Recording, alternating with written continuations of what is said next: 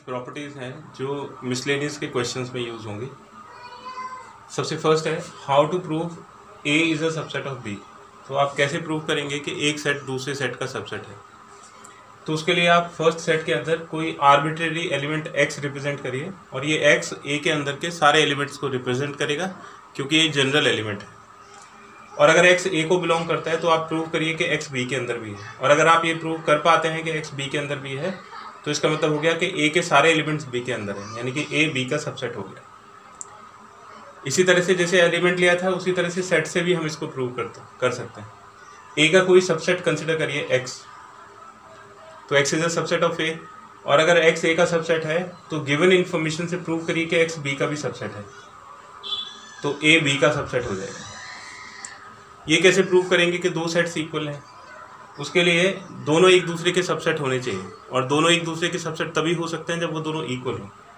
तो उसके लिए आपको पहले तो ये प्रूव करना पड़ेगा A is a subset of B और फिर प्रूव करना पड़ेगा B is a subset of A. जैसे इसको प्रूव करेंगे वैसे इसको भी प्रूव करेंगे। अगर ये दोनों प्रूव हो गया तो उसका मतलब ए बी के इक्वल हो जाएगा। कम्पिटिटिव लॉज है, आप ऑर्डर चेंज कर सकते हो सेट्स के, इंटरसेक्शन में भी ऑर्डर चेंज कर सकते हैं और यूनियन में भी ऑर्डर चेंज कर सकते हैं। एसोसिएटिव लॉज हैं, ग्रुपिंग का ऑर्डर चेंज कर सकते हैं।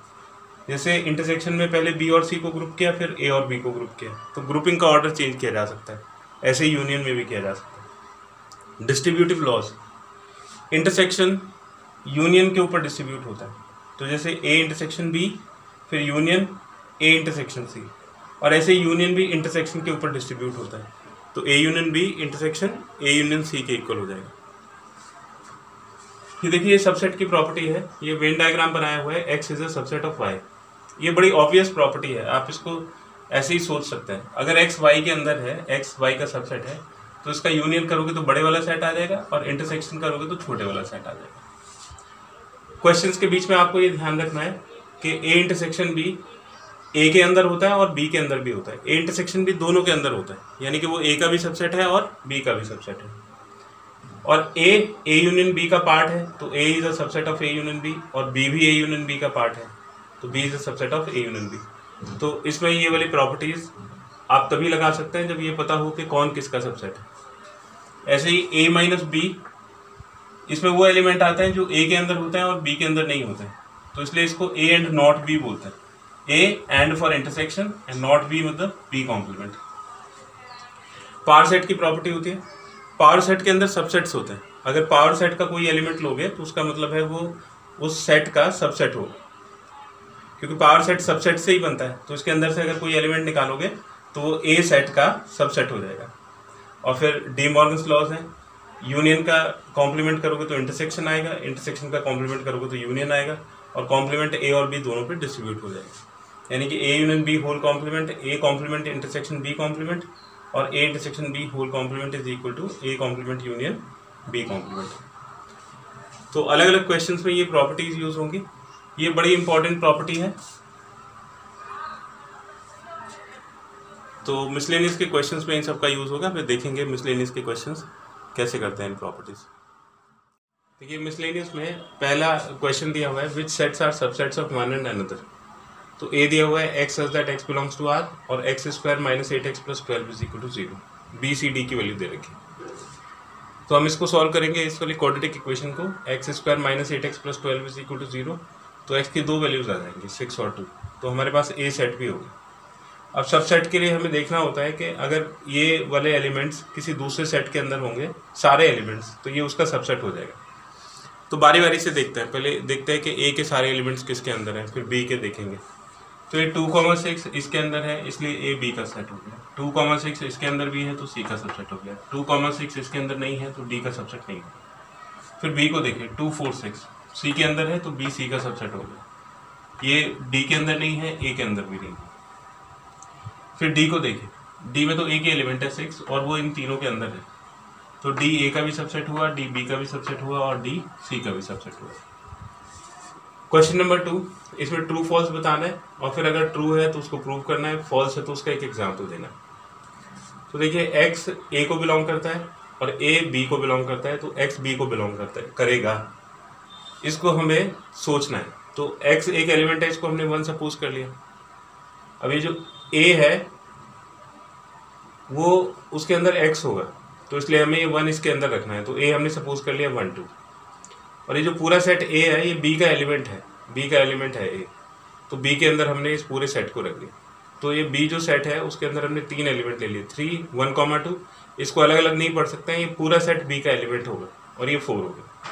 अब हमें चेक करना है कि x b का एलिमेंट है या नहीं है। तो देखो x 1 है और इसका 1 एलिमेंट नहीं है, इसके 3 एलिमेंट है, 3 1 2 एंड 4, तो 1 तो इसका एलिमेंट नहीं है, इसलिए x is equal to 1 does not belong to b। यहाँ पे x बिलोंग्स टू b है, इसलिए ये फॉल्स हो गया। तो ये एग्जाम्पल से हमने फॉल्स प्रूव कर दिया। फिर है a is a subset of b। तो a को अगर हम ये लेते हैं 1 का सेट, तो इसके सारे एलिमेंट्स b के अंदर होंगे तभी ये b का सबसेट होगा, इसलिए b को हमने 1 2 ले लिया। और जो b है वो c का एलिमेंट है, ये पूरा सेट c के अंदर जाएगा, ये जो सेट b है ये पूरा c के अंदर जाएगा, तो इसका एलिमेंट हो जाएगा। कुछ एक्स्ट्रा एलिमेंट हमने 3 4 और ले लिए। अब देखिए कि ये जो a सेट है वो c का एलिमेंट है क्या, मतलब ये a जो 1 सेट है, सेट के अंदर 1 लिखा हुआ है, वो तो इसका एलिमेंट नहीं है, 3 है 1 2 है 4 है, तो इसका मतलब a c का एलिमेंट नहीं है, इसलिए ये भी फॉल्स हो गया। अब थर्ड पार्ट है a b का सबसेट है, b c का सबसेट है, तो a c का सबसेट होगा। ऑब्वियस है, लेकिन इसको हमें प्रूव करना है। a b का सबसेट है, तो x अगर a को बिलोंग करता है तो इसका मतलब x b को भी बिलोंग करेगा, because a is a subset of b। ये इसकी डेफिनेशन है सबसेट की। एंड x अगर b को बिलोंग करता है तो x c को भी बिलोंग करेगा, because a is a subset of c। तो इन दोनों से हम ये प्रूव कर सकते हैं कि x belongs to a implies x belongs to c। x belongs to a, b को बिलोंग करेगा, b को बिलोंग करेगा तो c को भी बिलोंग करेगा, तो इसका मतलब a is a subset of c। तो ये हो गया ट्रू। अब इसमें दिया हुआ है कि a b का सबसेट नहीं है, b c का सबसेट नहीं है, मतलब किसी का किसी से कोई रिलेशन नहीं, तो हम a से भी c को रिलेट नहीं कर सकते। तो a हमने लिया 1 2, b हमने ले लिया 3 4, तो a के एलिमेंट इसके अंदर नहीं है, और c हमने ले लिया, b c का सबसेट नहीं है, तो c को हमने ले लिया 1 4। ठीक है, देखिए a b का सबसेट नहीं है, b c का सबसेट नहीं है, और जो वो a है वो c का सबसेट नहीं है। तो अगर हम c को इस तरह से लेते हैं कि इसके अंदर ये एलिमेंट्स आ जाए, जैसे 1 2 3, तो देखिए b c का सबसेट नहीं होगा क्योंकि इसके अंदर 3 तो है, 4 नहीं है। इसके सारे एलिमेंट्स जब इसके अंदर होंगे तभी ये इसका सबसेट होगा, लेकिन a के सारे एलिमेंट इसके अंदर है, तो ये दोनों कंडीशन इससे सेटिस्फाई हो रही हैं और ये वाली कंडीशन इससे सेटिस्फाई नहीं हो रही। तो अगर एक भी केस नेगेटिव आता है तो हम उसको कंसिडर कर लेंगे, लेकिन पॉजिटिव स्टेटमेंट में एक केस को कंसिडर नहीं किया जा सकता, उसके लिए जनरल प्रूफ देना होता है। तो therefore a is a subset of c, तो ये फॉल्स हो।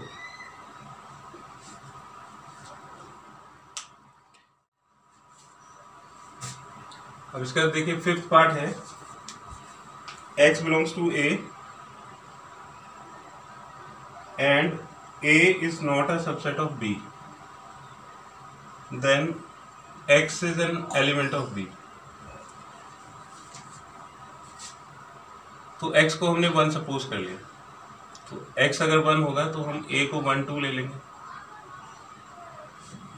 b को हमने ले लिया 2 3 4, तो इससे हमें ये पता लग रहा है कि a is not a subset of b।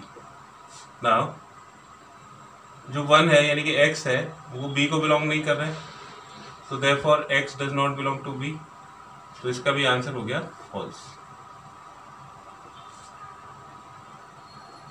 इसका सिक्स्थ पार्ट देखिए, सिक्स्थ पार्ट है if a is a subset of b, if a is a subset of b and x does not belong to b, then x does not belong to a।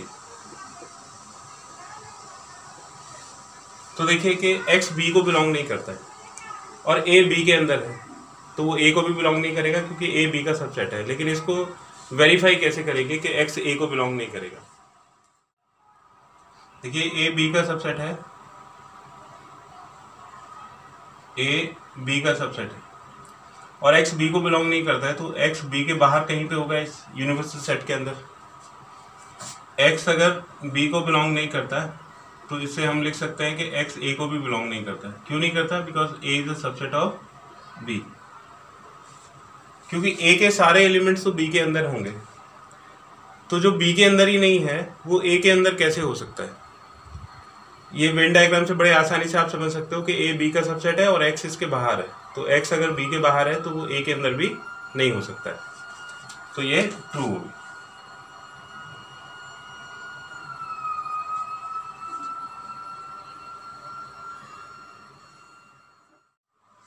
देखिए question number 3 बड़ा अच्छा question है। इसमें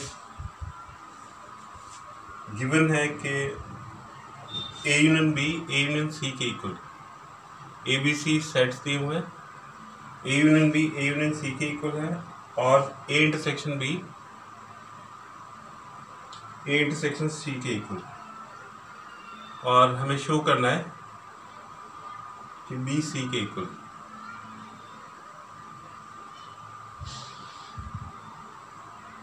तो इसका solution देखिए कि हमने एक ये रूल्स पढ़े थे कि x अगर y का सबसेट है तो अगर इनका यूनियन करेंगे तो बड़े वाला सेट आएगा, और अगर इंटरसेक्शन करेंगे तो छोटे वाला सेट आएगा। देखिए ये x है और ये y सेट के अंदर, यानी कि x y का सबसेट होगा। तो इसमें अगर हम b को लेते हैं, left hand side is equal to b, तो आप देखिए कि हम b में a यूनियन b इंट्रोड्यूस कर सकते हैं इस तरह से, b intersection a union b। तो देखिए कि जो b है वो a यूनियन b के अंदर होता है, यानी कि हम इस x को b लिख सकते हैं और y को a यूनियन b लिख सकते हैं। जैसे ये b हो गया और ये a यूनियन b हो गया, because b is a subset of a union b। अब अगर इन दोनों का इंटरसेक्शन कर दें, यानी कि एक्स वाई का, तो इंटरसेक्शन पे छोटे वाला सेट आ जाएगा, यानी कि इन दोनों के इंटरसेक्शन से छोटा वाला सेट यानी कि बी हो जाएगा। तो हम बी की प्लेस पे B intersection A union B लिख सकते हैं। अब ए यूनियन बी की वैल्यू गिवन है, A union B A union C के इक्वल। अब इसके बाद इस पर डिस्ट्रीब्यूटिव प्रॉपर्टी आती है। डिस्ट्रीब्यूटिव प्रॉपर्टी क्या होती है? जैसे A intersection B union C, intersection union के ऊपर डिस्ट्रीब्यूट हो जाता है, तो ये A intersection B union A intersection C आ जाएगा। ये डिस्ट्रीब्यूटिव प्रॉपर्टी होती है। तो इसको हम इसके ऊपर अप्लाई कर सकते हैं, B intersection A union B intersection C, और B intersection A intersection B के इक्वल होता है, ये बी इंटरसेक्शन सी।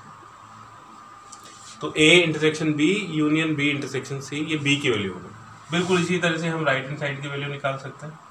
ये सी है तो सी को हम ए यूनियन सी के साथ इंटरसेक्ट कर देंगे, बिकॉज जैसे इसमें B is a subset of A union B, उसी तरह से because C is a subset of A union C, और ये वाली प्रॉपर्टी हमने इसमें अप्लाई कर दी। ये जो ए यूनियन सी है ये ए यूनियन बी के इक्वल गिवन है। अब इसमें हम डिस्ट्रीब्यूटिव प्रॉपर्टी लगा देंगे, तो C intersection A union C intersection B, इसको हम ए इंटरसेक्शन सी लिख सकते हैं और इसको बी इंटरसेक्शन सी लिख सकते हैं। ये कम्यूटेटिव प्रॉपर्टी हमने लगा दी। इंटरसेक्शन में आप ऑर्डर को चेंज कर सकते हो। अब आप देखिए कि ये जो ए इंटरसेक्शन सी है ये गिवन है ए इंटरसेक्शन बी के इक्वल, तो हमने इसको ए इंटरसेक्शन बी लिख दिया, और ये बी इंटरसेक्शन सी हो। तो therefore left hand side is equal to right hand side, that is B is equal to C. तो इसमें दो प्रॉपर्टीज का यूज हुआ है। When X is subset of Y, ये सबसेट की प्रॉपर्टीज हैं, और दूसरा ये डिस्ट्रीब्यूटिव प्रॉपर्टी।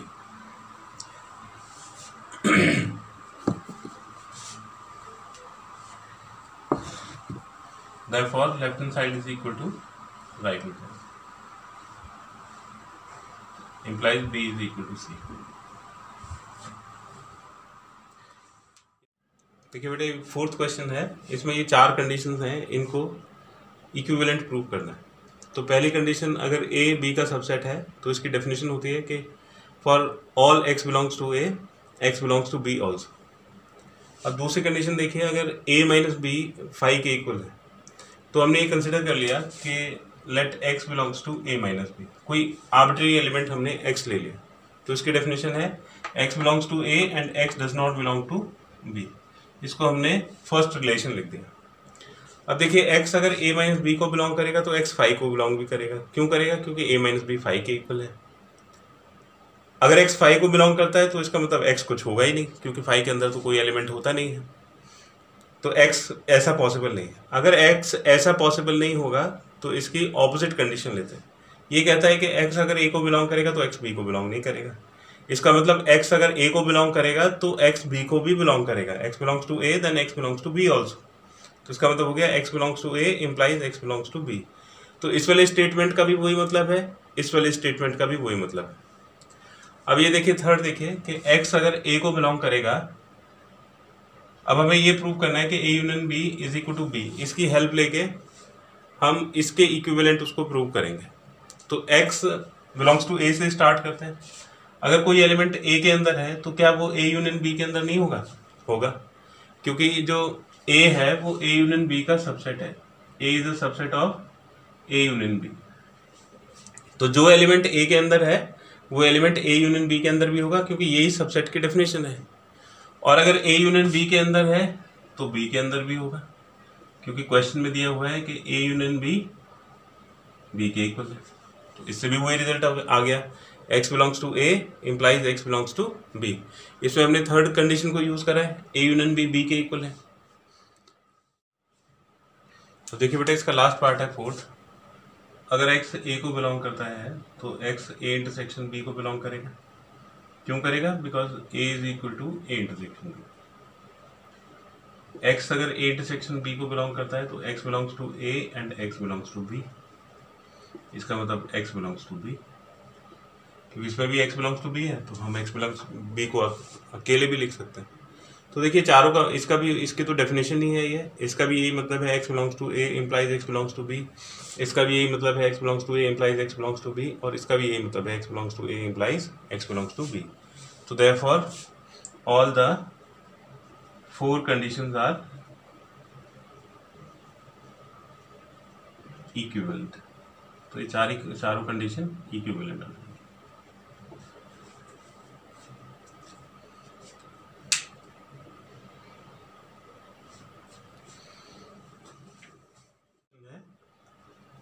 फिफ्थ क्वेश्चन है शो दैट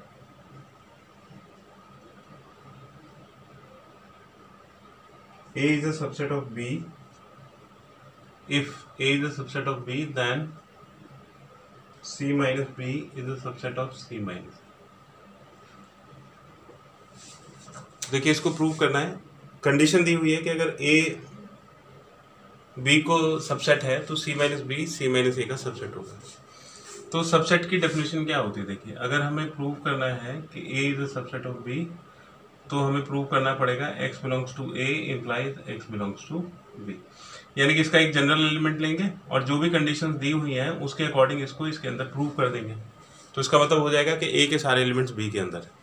तो अगर हमें ये प्रूव करना है कि c माइनस b, तो हमने इसका एक एलिमेंट ले लिया x belongs to c minus b। अब इसको हम अगर c माइनस a के अंदर प्रूव कर देंगे तो ये उसका सबसेट हो जाएगा। तो इसकी डेफिनेशन इसमें यूज करेंगे, x belongs to c and x does not belong to, तो हो जाएगा x belongs to c and x does not belong to a। और इसकी रीजनिंग देंगे because a is a subset of b। आप इसको देख सकते हो वेन डायग्राम से, ये b है ये a है, a b के अंदर है तो इसका मतलब a b का सबसेट हो गया। अब x b के अंदर नहीं है तो x b के बाहर होगा। अगर x b के बाहर है तो वो a के अंदर नहीं हो सकता है, तो इसमें हम यहाँ लिख देंगे x does not belong to a। और ये डेफिनेशन हो गई x belongs to c minus a की। अब देखिए c माइनस b का जो एलिमेंट है वो c माइनस a के भी अंदर है, तो इसका मतलब c minus b is a subset of c minus है। ये प्रूफ हो गया। फिर इसके बाद क्वेश्चन नंबर 6 देखिए। क्वेश्चन नंबर 6 में है assume that pa is equal to pb, यानी कि अगर pa pb के इक्वल है pb, तो हमें शो करना है कि a b के इक्वल है। Show that a is equal to b। तो इक्वल प्रूव करने के लिए हमें दोनों को एक दूसरे का सबसेट प्रूव करना होता है। तो देखिए कि सबसेट प्रूव करने की एक तो ये कंडीशन थी, एक और कंडीशन बताई थी आपको सबसेट प्रूव करने की कि x अगर a का सबसेट है और उससे आप प्रूव कर पाते हो कि x b का भी सबसेट है, then a is a subset of b। तो हम एलिमेंट से भी ये प्रूव कर सकते हैं कि अगर a का कोई एलिमेंट लें और उसको b के अंदर प्रूव कर दें तो वो उसका सबसेट हो जाएगा। और सेट से भी हम ये प्रूव कर सकते हैं, अगर a का कोई सबसेट लें x और वो b का भी सबसेट होगा तो इसका मतलब a is a subset of b। तो आप देखिए कि हमें a को b के इक्वल प्रूव करना है, तो हमने ये x a का कोई सबसेट कंसिडर कर लिया कि x a का सबसेट है। अगर a का सबसेट है तो इसका मतलब x पावर सेट का एलिमेंट होगा। ये पावर सेट की डेफिनेशन होती है, पावर सेट a के सबसेट से ही बनता है। तो अगर a का सबसेट कोई x है तो वो उसके पावर सेट के अंदर आपको जरूर मिलेगा। x अगर पावर सेट ऑफ a को बिलोंग करता है तो x power set of b को भी बिलोंग करेगा। क्यों बिलोंग करेगा? क्योंकि पावर सेट ऑफ a तो पावर सेट ऑफ b के इक्वल दिया हुआ है, और अगर ये पावर सेट का एलिमेंट है तो इसका मतलब ये b का सबसेट होगा। तो therefore a is a subset of b। ये फर्स्ट रिजल्ट प्रूव हो गया। ऑल्सो लेट, अब हमने एक y कोई सबसेट कंसिडर कर लिया b का, तो y अगर b का सबसेट है तो इसका मतलब y power set of b का एलिमेंट होगा। अगर वो पावर सेट ऑफ b का एलिमेंट है तो पावर सेट ऑफ a का भी एलिमेंट होगा। क्यों होगा? क्योंकि पावर सेट ऑफ a तो पावर सेट ऑफ b के इक्वल है। अगर ये पावर सेट का एलिमेंट है तो ये a का सबसेट हो जाएगा। ये पावर सेट की डेफिनेशन होती है। और अगर ये b से हमने प्रूव कर दिया a का सबसेट है तो इसका मतलब b is a subset of a। ये सेकंड रिजल्ट हो गया, दोनों एक दूसरे के सबसेट हो गए। तो from 1 and 2, therefore from 1 and 2 a is equal to b। तो फर्स्ट और सेकंड इक्वेशन से हम ये प्रूव कर सकते हैं कि a b के इक्वल है।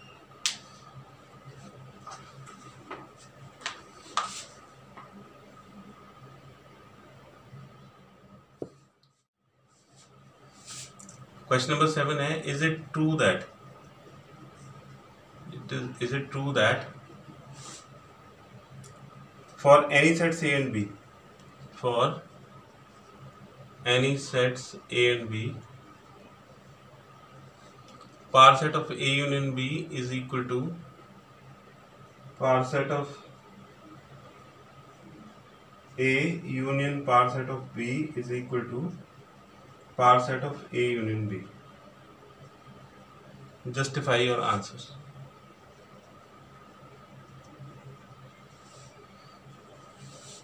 तो देखिए, अगर ये स्टेटमेंट पॉजिटिव है, मतलब अगर ये ट्रू है तो हमें इसका जनरल प्रूफ देना पड़ेगा। और अगर ये ट्रू नहीं है, फॉल्स है, तो हम इसको किसी एक एग्जाम्पल से वेरीफाई कर सकते हैं।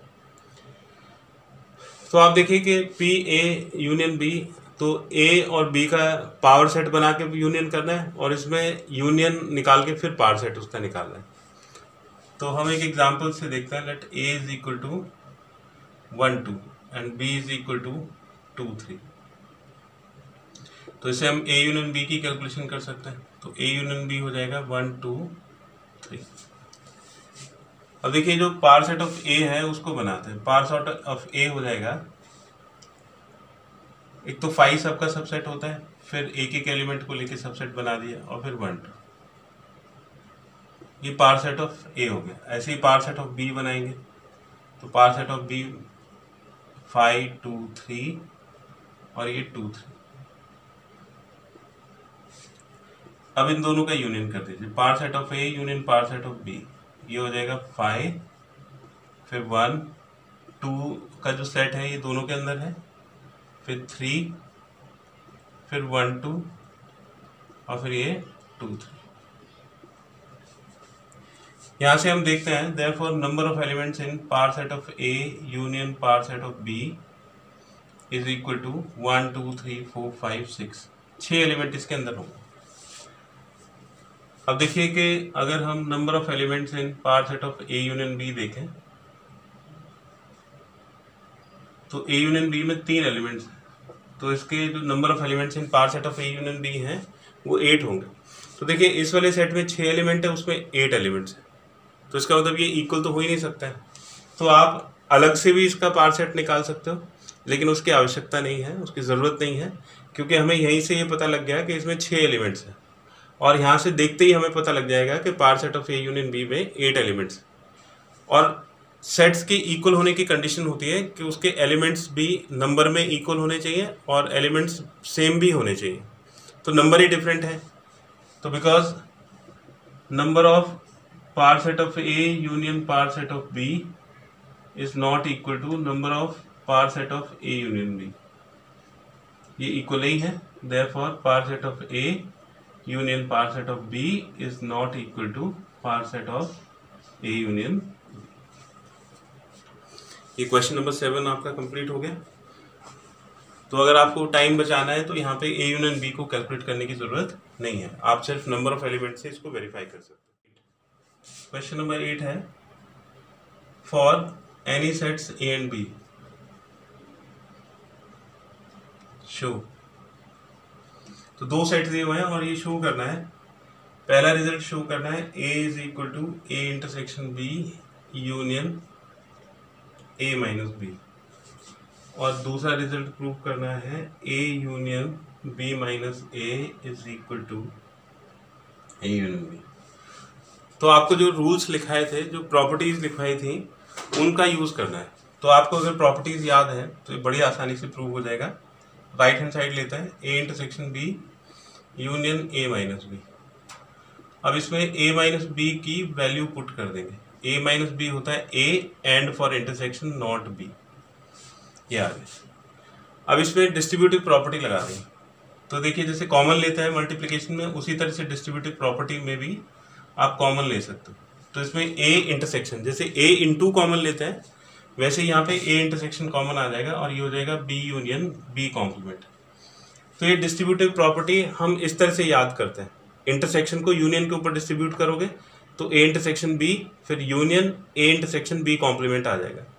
तो जब ये इसके इक्वल होगा तो ये भी इसके इक्वल होगा। तो इसका तरीका ये है कि आप ए इंटरसेक्शन को कॉमन ले लीजिए, बी यूनियन बी कॉम्प्लीमेंट, और ये डिस्ट्रीब्यूटिव प्रॉपर्टी है। किसका डिस्ट्रीब्यूशन है? Distribution of intersection over union. तो इंटरसेक्शन का यूनियन के ऊपर इंटरसेक्शन हो गया। और आपको पता है कि किसी भी सेट को उसके कॉम्प्लीमेंट से यूनियन कर दो तो यूनिवर्सल सेट आ जाता है, और यूनिवर्सल सेट में तो सब कुछ होता है। तो पूरा का पूरा ए सेट इसके अंदर होगा, तो ये पूरा ए ही कॉमन आ जाएगा, because every set is a subset of universal set. हर एक सबसेट यूनिवर्सल सेट का सबसेट होता है। तो इसमें 2 प्रॉपर्टीज यूज हुई हैं यहाँ पे, ए माइनस बी की definition, A and not B. फिर ये डिस्ट्रीब्यूटिव प्रॉपर्टी राइट से लेफ्ट की तरफ यूज करिए। जनरली हम इसको ऐसे लिखते हैं तो इसको भी ऐसे लिख सकते हैं। और फिर तीसरी प्रॉपर्टी यूज हुई कि किसी भी सेट को उसके इंटरसेक्शन के साथ यूनियन करोगे तो यूनिवर्सल सेट होएगा। और चौथी प्रॉपर्टी ये कि यूनिवर्सल सेट हर किसी के साथ इंटरसेक्ट करोगे तो वही सेट आ जाएगा। बिल्कुल इसी तरह से अब इसकी लेफ्ट हैंड साइड लेते हैं, A union B minus A. B minus A का फॉर्मूला लगा दीजिए, B and not A, not A के लिए ए कॉम्प्लीमेंट। डिस्ट्रीब्यूटिव प्रॉपर्टी लगाइए, A union B intersection A union B intersection A union A complement. ये distributive property of, कौन distribute हो रहा है? यूनियन। किसके ऊपर? इंटरसेक्शन के ऊपर। ये प्रॉपर्टी दोनों में होती है, इंटरसेक्शन भी यूनियन के ऊपर डिस्ट्रीब्यूट हो जाता है और यूनियन भी इंटरसेक्शन के ऊपर डिस्ट्रीब्यूट हो जाता है। अब देखिए ये हो गया ए यूनियन बी और ए यूनियन ए कॉम्प्लीमेंट, ये पूरा यूनिवर्सल सेट हो जाएगा। और यूनिवर्सल सेट के साथ तो सब कुछ कॉमन हो जाता है। तो यहाँ पे इसकी रीजनिंग लिख देंगे, because A union B is common in universal set, यानी कि उसका ये सबसेट है। तो ये राइट हैंड साइड हो गया। तो जो प्रॉपर्टीज आपको शुरू में इस एक्सरसाइज से पहले करवाई थी, बस उन प्रॉपर्टीज को अप्लाई करना है। तो वो अगर आपको याद है तो आसानी से इसको आप प्रूव कर सकते हो। क्वेश्चन नंबर 9 है, प्रॉपर्टीज को using properties of sets, using properties of sets prove first A union A intersection B is equal to A, और दूसरा है A intersection A union B is equal to. तो देखिए इनमें आपस में आपको कुछ रिलेशन समझ में आ रहा होगा ए और ए इंटरसेक्शन बी में। तो मैं अगर इसका वेन डायग्राम आपको शो करूं तो ये देखिए कि ये ए है, ये बी है, और ये वाला जो पार्ट है इसको हम ए इंटरसेक्शन बी बोलते हैं। तो आप देखिए ये जो पूरा पार्ट है ए इंटरसेक्शन बी है ये ए के अंदर है। तो we know A intersection B is a subset of A intersection B A का सबसेट है। Also x is a subset of y implies x union y is equal to y। ये property में लिखवाए थे कि x अगर y का subset है तो यूनियन करने पे बड़े वाला सेट आता है। तो अब हमें देखिए कि इन दोनों का हमें यूनियन करना है। तो therefore a union a intersection b is equal to. तो देखिए आपको ये दोनों एक दूसरे का सबसेट है, तो आपको इसमें देखना है कि बड़े वाला सेट कौन सा होगा, ए या ए इंटरसेक्शन बी। तो देखो ए इंटरसेक्शन बी पूरा का पूरा ए के अंदर है, तो ए बड़ा वाला सेट है तो ये ए के इक्वल हो जाएगा। ये इसका ऊपर का जो है ये डिस्क्रिप्शन है। तो ये तो x की प्लेस पे आ जाएगा, ये y की प्लेस पे आ जाएगा, और जब इन दोनों का यूनियन करोगे तो बड़े वाला सेट यानी कि a के बराबर इसका रिजल्ट आ जाएगा। अब ये देखिए बिल्कुल इसी तरह से we know that A is a subset of A union B. A union B का सबसेट है। आप इसको वेन डायग्राम से देख सकते हो, ये ए है और ये पूरा ए यूनियन बी है। तो A is a part of A union B, therefore A is a subset of A union B. And if X is a subset of Y then intersection की प्रॉपर्टी हमें लगानी है। तो इंटरसेक्शन पे छोटा set आता है, तो therefore A intersection A union B. अब इन दोनों में छोटा सेट कौन सा है, ए है, तो इसका रिजल्ट ए होगा। तो ये वाली जो प्रॉपर्टी है x is a subset of y, तो यूनियन पे बड़े वाला सेट आता है और इंटरसेक्शन पे छोटा वाला सेट आता है। तो ये a और a इंटरसेक्शन b में a इंटरसेक्शन b इसका सबसेट होगा, और a यूनियन b बड़ा सेट है, a छोटा सेट है, पूरा a यूनियन b के अंदर है, तो ये इसका सबसेट हो गया। तो सबसेट वाली जो प्रॉपर्टीज थी वो इसके अंदर अप्लाई करनी है।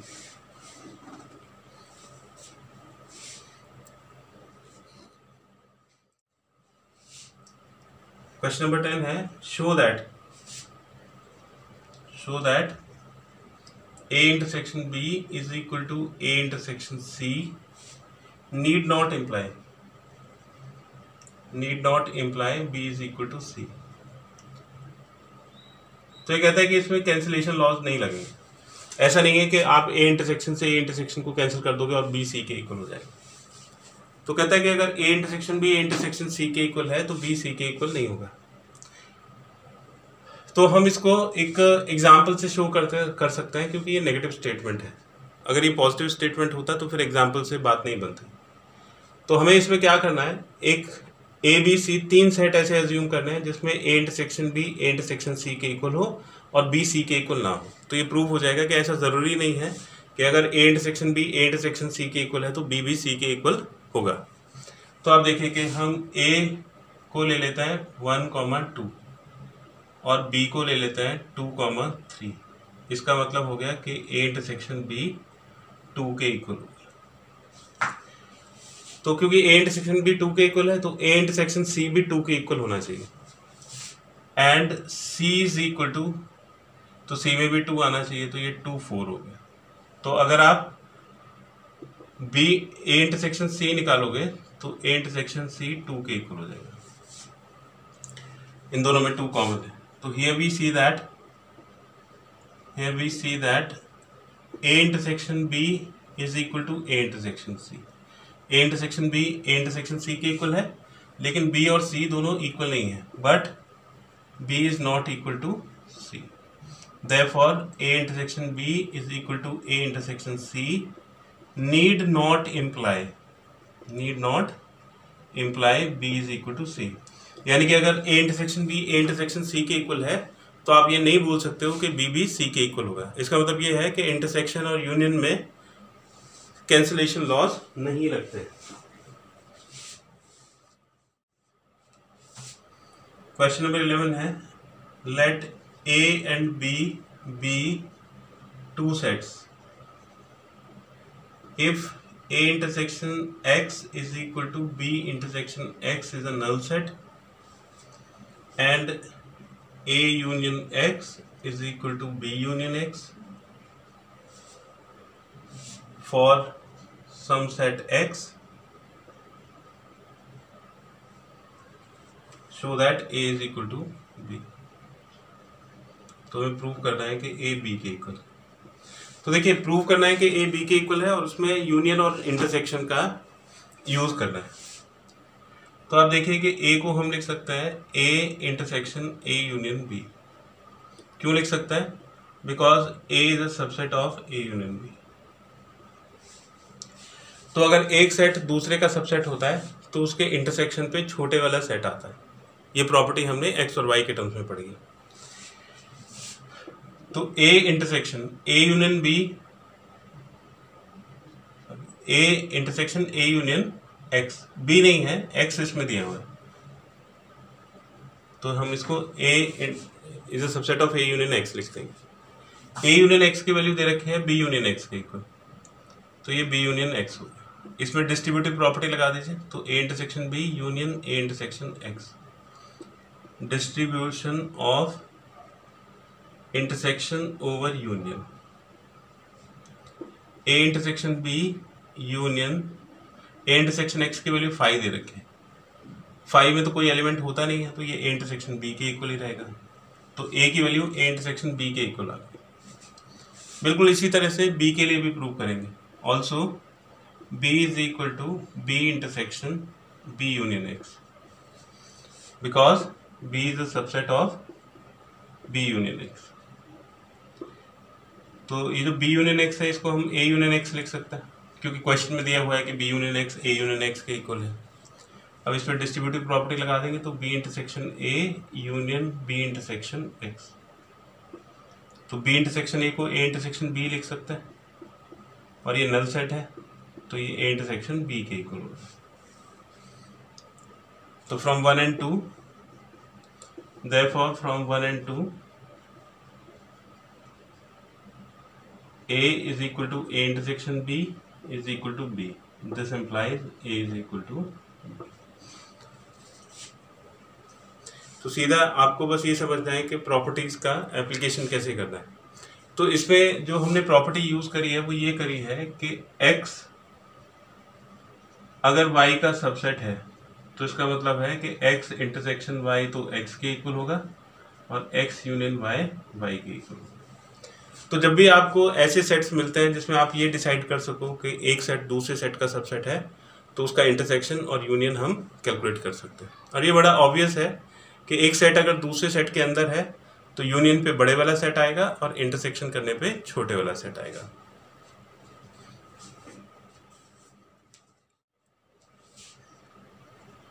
क्वेश्चन नंबर 12 है find sets A B and C, find sets A, B and C such that A intersection B, B intersection C and A intersection C are non-empty sets,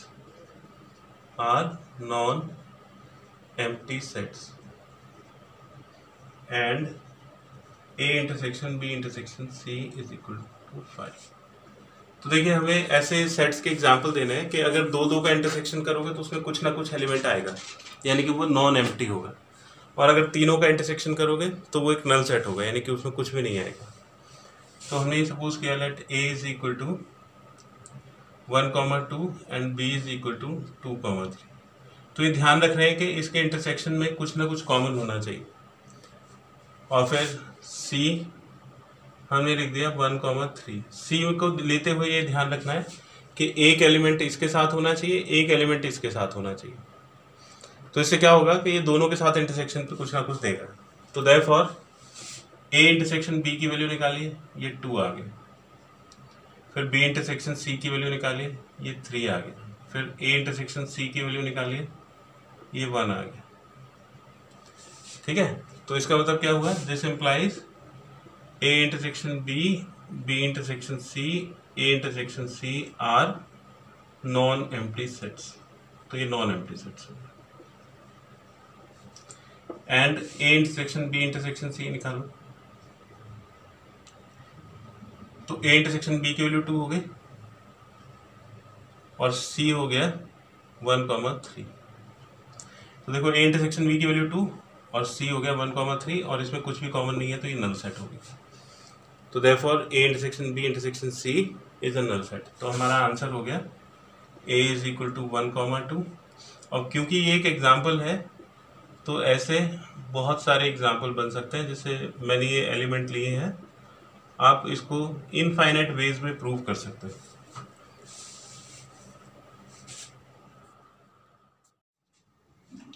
देखिए question number 13 है. In a survey of 600 students in a school. तो school में जो total number of students हैं उसको हमने 600 ले ली.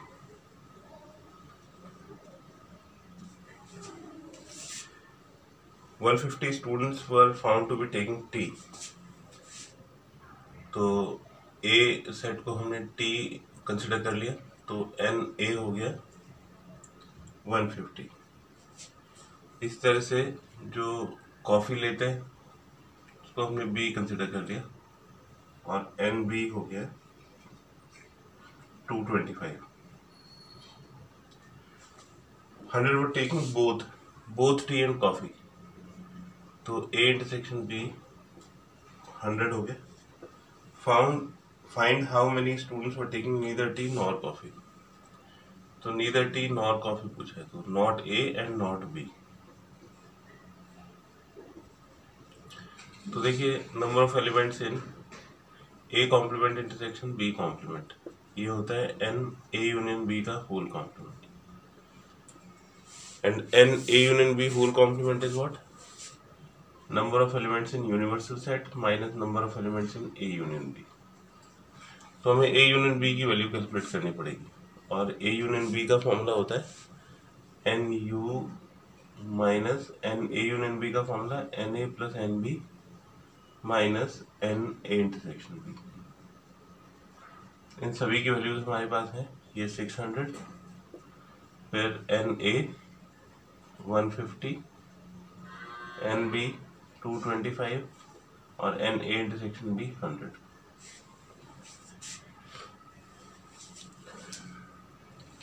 तो 600 माइनस 250 माइनस 100, 225 माइनस 100 125. तो ये 275 हो और 600 माइनस 275 325. तो ये इसका आंसर हो गया. फिर इसके बाद है क्वेश्चन नंबर 14.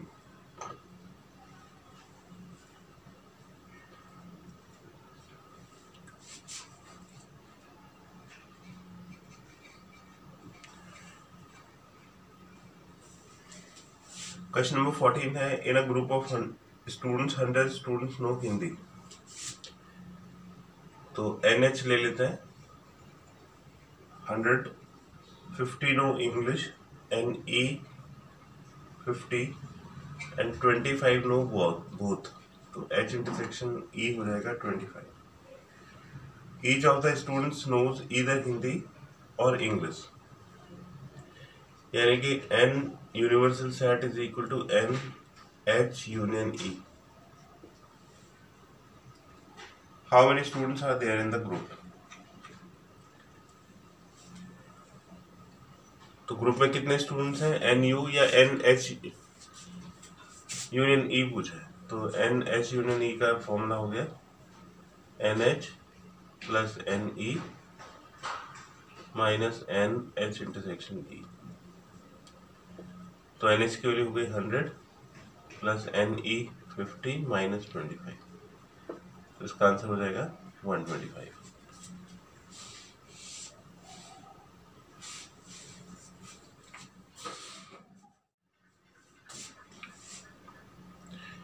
देखिए क्वेश्चन नंबर 15 है. In a survey of 60 people, तो 60 पीपल का टोटल सर्वे होता है, तो एन यू 60 होगा। 25 people read newspaper H, n H हो गया 25, फिर n T 26 and n I, both H and I 9, both H and I 9. 11 read both H and T, H and T 11. 8 read both T and I, T and I 8 हो।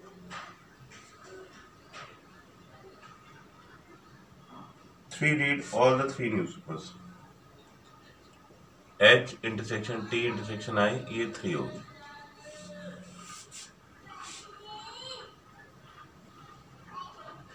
Find the number of people who read at least one of the newspapers. At least one का मतलब हो गया H union T union I। First part में तो ये वाला answer पूछा गया है, और सेकंड पार्ट का आंसर है the number of people who read exactly one newspaper.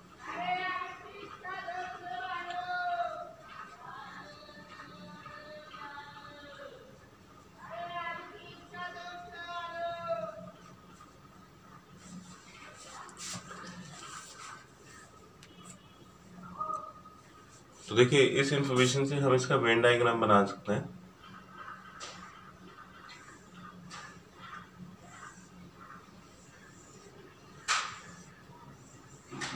ये 3 हमने सेट बना दिए एच टी और आई। तो सबसे पहले एच इंटरसेक्शन टी इंटरसेक्शन आई, ये वाला सेक्शन हो गया, इसमें 3 एलिमेंट होगा। फिर टी इंटरसेक्शन आई, तो ये वाला जो पार्ट है ये टी इंटरसेक्शन आई, टी और आई का इंटरसेक्शन, और इसमें 8 एलिमेंट्स हैं। तो 3 एलिमेंट तो ऑलरेडी हो गए और 5 यहाँ पे हो गए, तो ये 8 कंप्लीट हो गए। ऐसे ही एच और टी के इंटरसेक्शन में 11 है, तो एच और टी के इंटरसेक्शन में 11 होंगे अगर यहाँ पे 8 एलिमेंट्स होंगे, ताकि 3 + 8 11 हो सके। एच और आई में 9 है, ये एच और आई में 9, तो यहाँ पे 6 हो गए। अब देखिए एच में टोटल 25 है, तो 8 3 11 6 19 हो गए, तो 6 और आ जाएंगे, तो एच में 25 एलिमेंट्स हो जाएंगे। फिर टी में 26 हैं, तो 8 3 11 5 16, तो यहाँ पे 10 आ जाएंगे।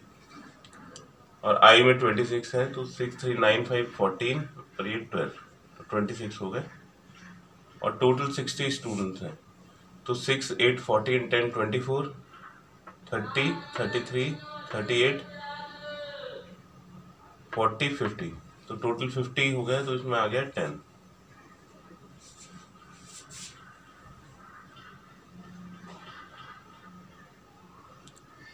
तो उसे पूछा है एटलीस्ट वन, तो फर्स्ट पार्ट में n H union T union I calculate करेंगे, तो ये हो जाएगा 6 + 8 + 10 + 6 + 3 + 5 + 12, और ये टोटल 50 आ गया।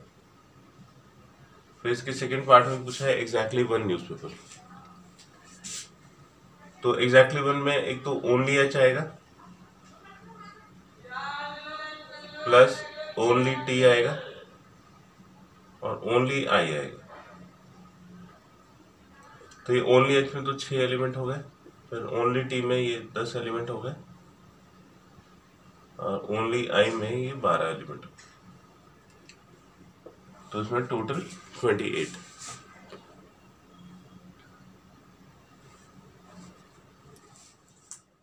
सॉल्यूशन देखें, इसमें है in a survey it was found that 21 people like product A, तो एन ए हो गया 21। 26 बी, तो एन बी हो गया 26।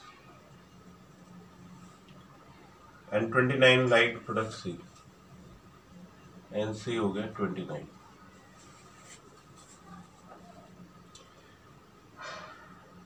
आगे कहता है if 14 like product A and B, तो 14 ए एंड बी हो गए, एंड का मतलब intersection.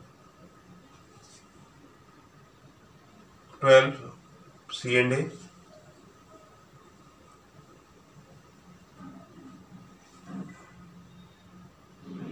14 people like products B and C.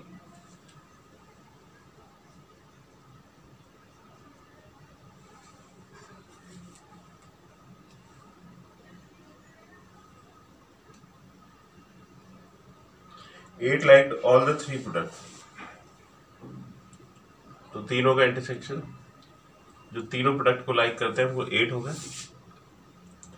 Find how many like product C only. तो उसमें पूछा है how many like product C only. तो देखिए बिल्कुल उसी तरह का क्वेश्चन है जैसे लास्ट क्वेश्चन था. इसका वेन डायग्राम बनाते हैं. जो फॉलोइंग इन्फॉर्मेशन गिवन है, ये ए, ये बी और ये सी हो गया. A B C. अब देखिए जो सबसे छोटा सेक्शन है A intersection B intersection C वाला, यहाँ से स्टार्ट करते हैं. इसमें 8 एलिमेंट्स होंगे. फिर बी इंटरसेक्शन सी में 14 है, तो बी और सी का इंटरसेक्शन ये हो गया. इसमें 14 तब होंगे जब इसमें 6 होंगे, तो 8 + 6 14 हो जाएगा. सी और ए के इंटरसेक्शन में 12 है.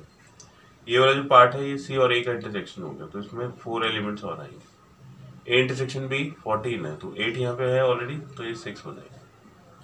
फिर ए में टोटल 21 एलिमेंट्स हैं, तो 8 6 14 4 18, ये यहाँ पे 3 एलिमेंट्स आ जाएंगे. फिर बी में 26 एलिमेंट्स हैं, तो 6 6 12 एंड 8 20, यहाँ पे 6 एलिमेंट्स और आ गए. और सी में 29 एलिमेंट्स हैं, तो 4 8 12 6 18 और 29 - 18 इसमें 11 एलिमेंट्स हो गए. तो सी ओनली वाला पूछा है, तो इसका आंसर हो गया number of elements in C only is equal to number of elements in C only is equal to 11. तो वेन डायग्राम से आसानी से क्वेश्चन हो जाता है.